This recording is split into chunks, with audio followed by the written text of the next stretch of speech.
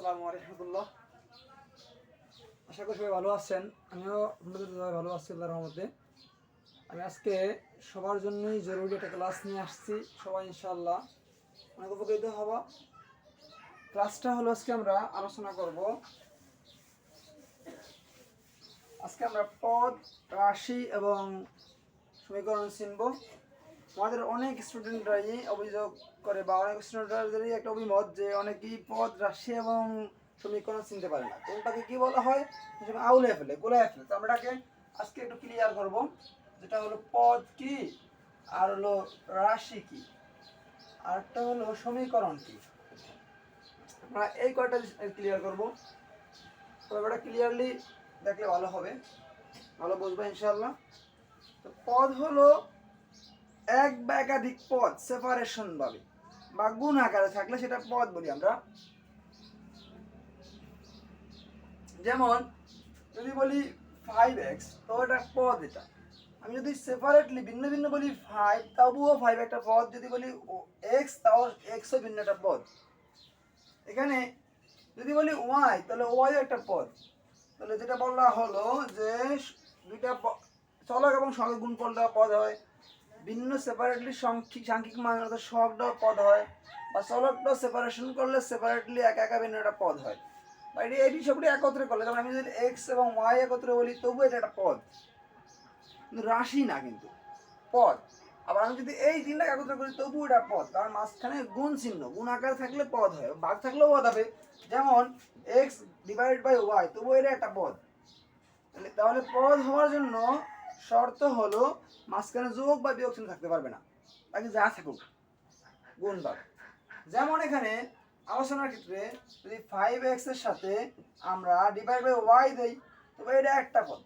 যদি আমরা দেখতেছি দুইটা জিনিস দুই জায়গায় আছে, তবু এটা একটা পদ, কারণ ভাগাকার আছে। যদি 5x এর সাথে 6y গুণাকারে দেই, তবুও একটাই পদ, কারণ মাঝখানে গুণ চিহ্ন আছে, যোগ বা বিয়োগ চিহ্ন না। মানে দেখতে হবে যে এখানে গুণ আর ভাগ আছে কিনা, তাহলে এটা পদ হবে। যদি যোগ দিয়ে থাকে তাহলে পদ হবে না, তাহলে পদ একাধিক পদ হবে, তাহলে একটা হবে না, তাহলে একাধিক পদ হবে এখানে। যেমন এখানে যদি প্লাস বা মাইনাস থাকতো, যদি এখানে প্লাস ওয়াই থাকতো তাহলে এখানে দুইটা পদ দিত। মানে এখানে যদি মাইনাস থাকতো প্লাস থাকতো তাহলে এটা দুইটা পদ দিত। তাহলে পদ ডিভাইড করে বা আমরা পদ বিভক্ত হয় মাঝে যোগ বা বিয়োগ চিহ্ন দ্বারা। তাহলে একটু সবাই কমেন্টে জানান তো আমাকে, এখানে কয়টা পদ হবে? 5x plus 6y minus 6 plus মনে করুন যে 2z, তাহলে কটা পদ হবে এখানে?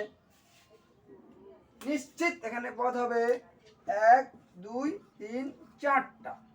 আমরা সহজে একটু গণে ফেলি। যদি কোনো লাইনের মাঝখানে প্লাস বা মাইনাস চিহ্ন গণনা করি আমরা, তবে যে কটা পাবো, যেমন 1টা 2টা 3টা, তো 3টা চিহ্ন ভাবলে আমরা সেখানে 3-এর অধিক 1 বেশি, তাহলে 4টা আমাদের পদ হবে এখানে। মানে কোনো লাইনের মাঝখানে চিহ্ন যে করে থাকবে প্লাস বা মাইনাস চিহ্ন, সেখানে তার 1 বেশি সংখ্যক পদ। তাহলে এখানে পদ কটা হবে? একটা পদ, দুইটা পদ, তিনটা পদ, 4টা পদ। এমন থাকতো 6x by 5 plus 3x by 2 plus বা মাইনাস 5/2, তবুও এনে পদ করা হইতো, তবুও এনে পদ 3টা পদ হইতো, 1 2 3টা। কারণ আমি আরেকটা হিসাব করলে দেখ, এই লাইনের মাঝখানে দুইটা চিহ্ন আছে, একটা দুইটা চিহ্ন আছে, এনে মোট পদ করা হবে 3টা পদ হবে। আমি যেটা বললাম চিহ্ন থেকে 1 বেশি হলো তার পদ সংখ্যা।